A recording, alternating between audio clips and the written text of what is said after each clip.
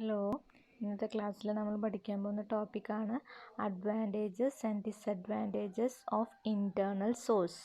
Okay, അപ്പോൾ എന്തൊക്കെയാണ് internal സോഴ്സിൻ്റെ അഡ്വാൻറ്റേജസ് എന്നുള്ളത്, അല്ലെങ്കിൽ മെറിറ്റ്സ് എന്തൊക്കെയാണ്, ഗുണങ്ങൾ എന്തൊക്കെയാണെന്നാണ് നോക്കുക. ഫസ്റ്റ് വൺ പറയുന്നത് സെൻസ് ഓഫ് സെക്യൂരിറ്റി, ഒരു സുരക്ഷിതത്വ ബോധം ഉണ്ടാവുകയാണെന്നാണ് പറയുന്നത്. സെൻസ് ഓഫ് സെക്യൂരിറ്റി എങ്ങനെയാണത്? ബിക്കോസ് നമ്മൾ അതിൻ്റെ വിത്തിൻ ദ ഓർഗനൈസേഷനുള്ളിൽ നിന്നുകൊണ്ട് തന്നെയാണ് നമ്മൾ എന്താണ് ജീവനക്കാർക്ക് ട്രാൻസ്ഫറും ആയാലും പ്രൊമോഷൻ ആയാലും ഒക്കെ കൊടുക്കുന്നത്, പുറത്തുനിന്ന് ആളെയൊന്നും എടുക്കുന്നില്ല. സോ അതുകൊണ്ട് തന്നെ അവിടെ എന്താണെന്ന് പറയുന്ന ഒരു സെക്യൂരിറ്റി അവർക്ക് ഫീൽ ചെയ്യുന്നുണ്ട്. എപ്പോഴും ഒരു ബോധം അവർക്കുണ്ട്, ഞങ്ങൾ സുരക്ഷിതരാണ് എന്നുള്ളൊരു ബോധം അവരിലുണ്ട്. അതാണ് എന്തെന്ന് പറയുന്നത് സെൻസ് ഓഫ് സെക്യൂരിറ്റി എന്ന് പറയുന്നത്. It create sense of security among the personal employees, അല്ലെങ്കിൽ പേഴ്സണൽസ് തമ്മിൽ ആ ഒരു ബോധം അവർക്കുണ്ട്. അതാണ് അതിൻ്റെ ഫസ്റ്റ് അഡ്വാൻറ്റേജസ് എന്ന് പറയുന്നത്. രണ്ടാമത്തതാണ് ലോയൽറ്റി എന്ന് പറയുന്നത്. എന്താണ്? Build loyalty among the employees തമ്മിൽ എന്താണ് ഒരു വിശ്വാസ്യത അങ്ങോട്ടും ഇങ്ങോട്ടും ഉണ്ട് എന്നാണ് നമ്മുടെ രണ്ടാമത്തെ അഡ്വാൻറ്റേജസ് ആയിട്ട് പറയുന്നത്. മൂന്നാമത് എന്താണ്? Employee motivation. കാരണം എന്താണ്? മോട്ടിവേഷൻ ചെയ്യണം എംപ്ലോയീസിന്. അതെങ്ങനെയാണ് അത് മോട്ടിവേഷൻ ചെയ്യുന്നത്, പ്രചോദനം കൊടുക്കുന്നത്? കാരണം അവർക്ക് പ്രൊമോഷനുള്ള അവസരങ്ങൾ ഉണ്ടാക്കുകയാണ്. അപ്പോൾ അവസരം ഉണ്ടാക്കുമ്പോൾ അവർ അവരുടെ ജോലിയിൽ കുറച്ചുകൂടി ബെറ്റർ പെർഫോമൻസ് കാഴ്ചവെക്കാനായിട്ട് അവർ ശ്രമിക്കും. ആ രീതിയിൽ എന്താണ്, അപ്പോൾ അവർക്ക് എന്താണ് അവരുടെ ഉള്ളിലൊരു മോട്ടിവേഷൻ സംഭവിക്കുകയാണ്, പ്രചോദനം ഉണ്ടാവുകയാണ്. കാരണം നല്ല ജോലി ചെയ്തു കഴിഞ്ഞാൽ അത്തരത്തിലുള്ളവർക്ക് പ്രൊമോഷൻ കിട്ടും എന്നുള്ളൊരു രീതി, അല്ലെങ്കിൽ തൻ്റെ സ്ഥലത്തോട്ട്, തൻ്റെ നാട്ടിലോട്ട് തന്നെ തനിക്ക് ട്രാൻസ്ഫർ കിട്ടാനായിട്ടുള്ള സാധ്യതയുണ്ട്.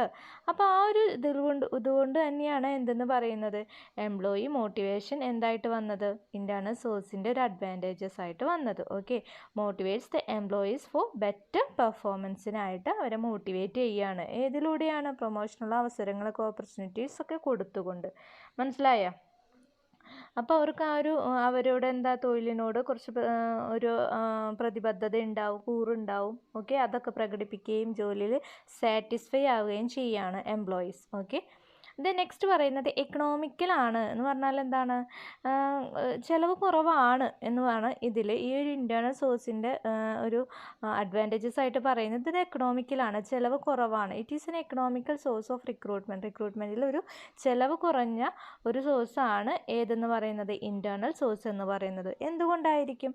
കാരണം നമ്മൾ പുറമേ നിന്നുള്ള ഒരു നിയമത്തെ അപേക്ഷിച്ച് നോക്കുമ്പോൾ എങ്ങനെയാണ്, സ്ഥാപനത്തിന് അകത്തു നിന്ന് തന്നെയാണ് നമ്മൾ റിക്രൂട്ട്മെൻറ്റ് ചെയ്യുന്നത് ജോലിക്കാരെ. സോ എന്താണ്, നമുക്ക് ചിലവ് കുറവാണ്. കാരണം വിത്തിൻ ദ ഓർഗനൈസേഷനിൽ നിന്നുകൊണ്ടാണ് നമ്മൾ ആരെ തിരഞ്ഞെടുക്കുന്നത്, എംപ്ലോയീസിനെ തിരഞ്ഞെടുക്കുന്നത്. സോ ഇത് എക്കണോമിക്കലാണ്, ചിലവ് കുറവാണ്. ഓക്കെ, നെക്സ്റ്റ് പറയുന്നത് എംപ്ലോയ്മെൻറ്റ് കണ്ടിന്യൂറ്റി.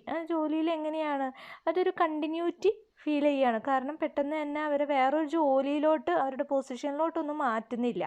ഓക്കെ, ചേഞ്ചസ് ഒന്നും വരുന്നില്ല. സോ ഒരു കണ്ടിന്യൂറ്റി അവിടെ കിട്ടുന്നുണ്ട്. ഇറ്റ് എൻഷുർസ് കണ്ടിന്യൂറ്റി ഓഫ് എംപ്ലോയ്മെൻറ്റിൽ കണ്ടിന്യൂറ്റി കിട്ടുന്നുണ്ട്. ബെറ്റർ റിലേഷൻസ്, അതായത് എംപ്ലോയറും തമ്മിൽ എന്താണ്, മുതലാളിയും തൊഴിലാളിയും തമ്മിലൊക്കെ എന്താണ് അവിടെ ഉള്ളത്, ഒരു നല്ലൊരു റിലേഷൻഷിപ്പ് സ്ഥാപിച്ചെടുക്കാനായിട്ട്, അല്ലെങ്കിൽ എസ്റ്റാബ്ലിഷ് ചെയ്യാനായിട്ട് സാധിക്കുന്നുണ്ട്. ഏത് മൂലം? ഇൻറ്റേർണൽ സോഴ്സിൻ്റെ അഡ്വാൻറ്റേജസ്. ഓക്കെ, സെവൻത്ത് വൺ പറയുന്നത് സർപ്ലസ് ആൻഡ് ഷോർട്ടേജ് റെക്ടിഫൈഡ്. അതായത് എന്താണ്, ജീവനക്കാരുടെ കുറവായാലും കൂടുതലായാലും എല്ലാം ഇൻറ്റേർണൽ സോഴ്സ് മുഖേന എന്താണെന്ന് പറയുന്നത് റെക്ടിഫൈ ചെയ്യുന്നു, പരിഹരിക്കുന്നു എന്നാണ് പറയുന്നത്.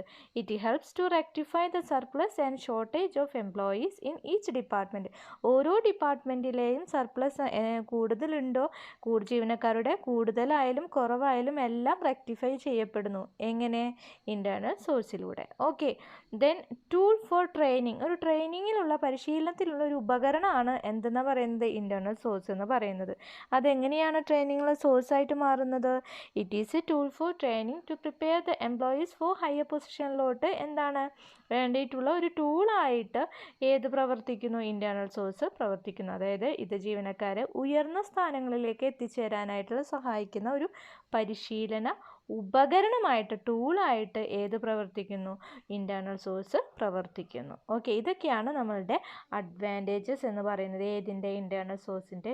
വെരി വെരി ഇമ്പോർട്ടൻറ്റ് ടോപ്പിക്കാണ്, എപ്പോഴും ചോദിക്കാറുണ്ട് റിക്രൂട്ട്മെൻറ്റ് റിക്രൂട്ട്മെൻറ്റിൽ നമ്മൾ പറഞ്ഞു ഇൻറ്റേർണൽ സോഴ്സുണ്ട്, എക്സ്റ്റേർണൽ സോഴ്സുണ്ട്. നമ്മളിപ്പോൾ പഠിക്കുന്നത് ഇൻറ്റേർണൽ സോഴ്സിനെ കുറിച്ചാണ്. ഇൻറ്റേർണൽ സോഴ്സിൽ ഏതൊക്കെയായിരുന്നു?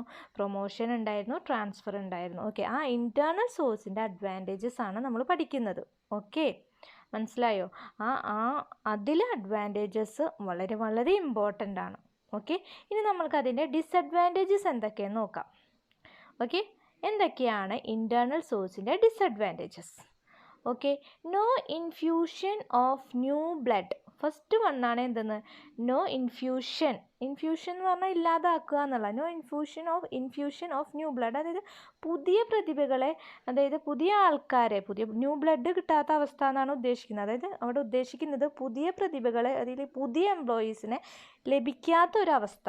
ഇൻഫ്യൂഷൻ എന്ന് പറഞ്ഞാൽ കിട്ടില്ല, ലഭിക്കാത്തൊരവസ്ഥ ഉണ്ടാക്കണം. കാരണം എന്താ? ഇവിടെ നടക്കുന്നത് ഇൻറ്റേർണൽ സോഴ്സിൽ എന്താണ്? പ്രൊമോഷനും ട്രാൻസ്ഫറും വിത്തിൻ ദ ഓർഗനൈസേഷനിലുള്ള എംപ്ലോയീസിനാണ് എടുക്കുന്നത്. അപ്പോൾ പുതിയതായിട്ടുള്ള ന്യൂ ബ്ലഡ്, പുതിയ എംപ്ലോയീസിനെ നമുക്ക് കിട്ടുന്നില്ല. അതാണ് അവിടെ ഉദ്ദേശിക്കുന്നത് ആ പോയിന്റിൽ. No infusion of new blood, പുതിയ പ്രതിഭകളെ ലഭിക്കാത്തൊരവസ്ഥയുണ്ട്. ഇറ്റ് ഡിസ്കറേജ് ചെയ്യുകയാണ്, നിരുത്സാഹമാണ്. Capable of persons from outside joining in the organisation. പുറത്ത് ഒരുപാട് നല്ല കേപ്പബിൾ ആയിട്ടുള്ള എംപ്ലോയീസ് ഉണ്ടാവും, പക്ഷെ അവർക്കൊരു അവസരം ഇവിടെ ഇല്ല. കാരണം വിത്തിൻ ദ ഓർഗനൈസേഷനിൽ നിന്നാണ് നമ്മൾ എംപ്ലോയീസിനെ എടുക്കുന്നത്. അതുകൊണ്ടാണ് ഇതിൻ്റെ ഒരു ഡിസഡ്വാൻറ്റേജസ് ആയിട്ട് വന്നത്. No infusion of new blood. Okay, second വന്ന് നോക്കിയേ, ലെതർജിക് എന്ന് പറഞ്ഞാൽ എന്താണ്? ഇന്നാക്റ്റീവ്, ഒരു ഉഷാറ് കുറവ്, ഒരു ലേസിനെസ് കാണിക്കുക. എന്തുകൊണ്ടാണ് ലേസിനെസ് കാണിക്കുന്നത്? എന്തുകൊണ്ടായിരിക്കും?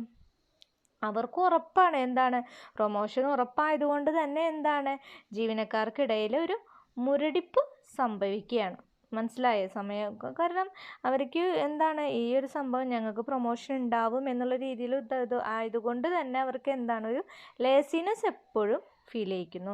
The employees become lethargic, laziness ആണ്, ഇന്നാക്റ്റീവ് എന്നാണ് പറയുക. When they are about time bound promotion, അതായത് ഇത്രയും സമയത്തിനുള്ളിൽ ഞങ്ങൾക്ക് പ്രൊമോഷൻ ഉണ്ടാകും എന്നവർക്ക് ഉറപ്പാണ്. ജീവനക്കാർക്കിടയിൽ ഉറപ്പാണ്, ഇത്രയും സമയത്തിനുള്ളിൽ, ഈ ഒരു ടൈം പീരീഡിനുള്ളിൽ ഞങ്ങൾക്ക് പ്രൊമോഷൻ ഉണ്ടാകും. സോ അവർ എന്താണ്? വലിയ ആക്റ്റീവ് ആവാണ്ടൊക്കെയാണ് ജോലി ചെയ്യുക. അതാണ് ലെതർജിക് എന്ന് പറയുന്നത്. ദെൻ തേർഡ് വൺ പറയുന്നത് limited number of qualified employees, അതായത് വളരെ കുറച്ച് ആണ് അവിടെ, ലിമിറ്റഡ് ആയിട്ട് ക്വാളിഫൈഡ് ആയിട്ടുള്ള എംപ്ലോയീസ് ഉണ്ടാവുള്ളൂ. പ്രൊമോഷനൊക്കെ ചിലപ്പോൾ ക്വാളിഫൈഡ് ആയിട്ടുള്ള എംപ്ലോയീസ് വളരെ കുറച്ചേ ഉണ്ടാവുള്ളൂ എന്ന്. Sufficient number of persons having required qualifications may not be available within the organisation.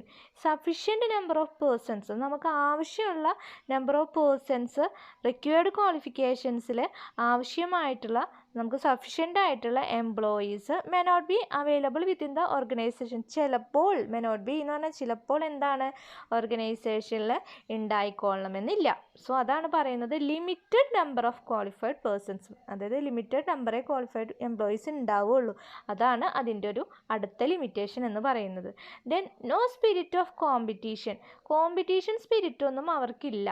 മത്സരം ആ ഒരു ഇതൊന്നും അവർക്കില്ല. ജീവനക്കാർക്കിടയിൽ ഒരു മത്സരബോധം എങ്ങനെയാണ്? ആ ഒരു മത്സരബോധമേ ഇല്ല. അത് എപ്പോഴും എന്താണ്? കുറയാണ്. കാരണം എന്താണ്? അവിടെ ഒരു എന്താ പറയുക, പ്രൊമോഷനും ട്രാൻസ്ഫറൊക്കെ അതായതുകൊണ്ട് തന്നെ അവർ തമ്മിലുള്ളൊരു ഇൻറ്റേർണൽ സോഴ്സിൽ അത്തരത്തിലുള്ളൊരു കോമ്പറ്റീഷൻ ഫീൽഡൊന്നും ഇല്ല. It hampers the spirit of competition. Okay, then no innovation. ഈ പറഞ്ഞ സെയിം തന്നെയാണ് ഇന്നൊവേഷൻ. പുതിയ മെത്തേഡുകളോ അല്ലെങ്കിൽ പുതിയ രീതികളൊന്നും എവിടെയില്ല ഇൻറ്റേർണൽ സോഴ്സിൽ. Not suitable for the post of requiring innovation, അതായത് suitable for the post, not suitable for the post. നമുക്ക് സ്യൂട്ടായിട്ടുള്ള പോസ്റ്റുകൾക്കുള്ള ഇന്നൊവേഷനുള്ള ആ സംഭവങ്ങളൊന്നും ഏതിലില്ല? ഇൻറ്റേർണൽ സോഴ്സിൽ ഇല്ല. അതും അതിൻ്റെ ഒരു ഡിസഡ്വാൻറ്റേജസ് ആണ്. Then favouritism and partiality. It may encourage favouritism and nepotism, അതായത് പാർഷ്യാലിറ്റി ആണ് നെപ്പോട്ടിസം എന്ന് ഉദ്ദേശിക്കുന്നത്. അതായത് ചില സമയത്ത് ചിലവർക്ക് വേണ്ടി ചിലപ്പോൾ ട്രാൻസ്ഫർ കൊടുക്കാം, അവർക്ക് വേണ്ടവർക്ക് വേണ്ടി അങ്ങനെ ഒരു ഫേവറിറ്റിസം കാണിക്കുക എന്ന് പറയില്ലേ? ഒരു എന്താ പറയുക, ചിലപ്പോൾ മാനേജർക്ക് വേണ്ടിയുള്ള ആൾക്കാരുണ്ടെങ്കിൽ അയാൾക്ക് പ്രൊമോഷൻ കൊടുക്കുക, അല്ലെങ്കിൽ അയാളുടെ സ്ഥലത്തോട്ട് തന്നെ ട്രാൻസ്ഫർ ചെയ്യിക്കുക. അത്തരത്തിലുള്ളൊരു ഫേവറിറ്റിസം, ഒരു പാർഷ്യാലിറ്റി ഒക്കെ കാണിക്കുക ചെയ്യാനായിട്ടുള്ള സാധ്യത ഏതിലുണ്ട്? ഇൻറ്റേർണൽ സോഴ്സിലുണ്ട്. സോ അതൊരു ഡിസഡ്വാൻറ്റേജസ് ആണ്. ദെൻ റിഡക്ഷൻ ഇൻ പ്രൊഡക്ടിവിറ്റി, അതായത് ഉൽപാദനത്തിൽ കുറവുകൾ ഉണ്ടാവും എന്നാണ് പറയുന്നത്. Frequent transfers and unscientific promotion causes reduction in productivity of the organisation. ഇടയ്ക്കിടയ്ക്കുള്ള ട്രാൻസ്ഫർ അല്ലെങ്കിൽ അൺസയൻറ്റിഫിക് ആയിട്ടുള്ള ഒരു അശാസ്ത്രീയമായിട്ടുള്ള പ്രൊമോഷൻ കാരണങ്ങൾ കൊണ്ടൊക്കെ എന്താണ് നമ്മുടെ പ്രൊഡക്ടിവിറ്റി ഉൽപാദനത്തിൽ ഓർഗനൈസേഷനിൽ ഉൽപാദനത്തിൽ കുറവ് വരാനായിട്ടുള്ള സാധ്യതയുണ്ട്. ഓക്കെ, ഇത്രയാണ് നമ്മുടെ ഡിസഡ്വാൻറ്റേജസ് പറയുന്നത് ഇൻറ്റേർണൽ സോഴ്സിൻ്റെ. No infusion of new blood, lethargic ആണ്, limited number of qualified employees, no spirit of competition, no innovation, favouritism, partiality ഉണ്ടാവാനുള്ള സാധ്യതയുണ്ട്, റിഡക്ഷൻ പ്രൊഡക്ടിവിറ്റി കുറവാണ്. ഇത്രയാണ് നമ്മുടെ എന്തെന്ന് പറയുന്നത് ഡിസഡ്വാൻറ്റേജസ് ആയിട്ട് പറയുന്നത്. എന്തൊക്കെയായിരുന്നു നമ്മുടെ അഡ്വാൻറ്റേജസ് എന്ന് പറയുന്നത്? സെൻസ് ഓഫ് സെക്യൂരിറ്റി ഫീൽ ചെയ്യുന്നുണ്ട് അവർക്ക്, എപ്പോഴും ലോയൽറ്റി ഉണ്ട് എല്ലാവരും തമ്മിൽ, എംപ്ലോയി മോട്ടിവേഷൻ കൊടുക്കും. കാരണം മോട്ടിവേഷനാണ് എന്താണ്, ബിക്കോസ് ഒരു ഹയർ പൊസിഷനിലൊക്കെ പ്രൊമോഷൻ ഉണ്ടാകാനുള്ള സാധ്യതയുണ്ട്. അതുകൊണ്ട് തന്നെ അവർ ബെറ്റർ പെർഫോമൻസ് കാഴ്ചവെക്കാനായിട്ട് ശ്രമിക്കും. പിന്നെ എക്കണോമിക്കലാണ് വളരെ ചിലവ് കുറഞ്ഞതാണ് കമ്പയർ ചെയ്യുമ്പോൾ. കാരണം പുറത്തുനിന്നുള്ള ആൾക്കാരെ എടുക്കേണ്ട ആവശ്യമൊന്നുമില്ല. സോ അത്തരത്തിലുള്ള ചിലവുകളൊന്നുമില്ല. എംപ്ലോയ്മെൻറ്റ് കണ്ടിന്യൂറ്റി, അവർക്കൊരു ജോലിയിലൊരു കണ്ടിന്യൂറ്റി ഉണ്ട്. ബെറ്റർ റിലേഷൻസ് അവിടെ കീപ്പ് ചെയ്യുന്നുണ്ട്. Then surplus and shortage rectified, കൂടുതലാണോ ആൾക്കാർ കുറവാണോ നോക്കി അതൊക്കെ റെക്ടിഫൈ ചെയ്യുന്ന ടൂൾ ഫോർ ട്രെയിനിങ് ഉള്ളൊരു ടൂളായിട്ട് പ്രവർത്തിക്കുന്നു. ഇത്രയാണ് നമ്മുടെ അതിൻ്റെ അഡ്വാൻറ്റേജസ് പറയുന്നത്. ഇമ്പോർട്ടൻ്റ് ടോപ്പിക്കാണ്.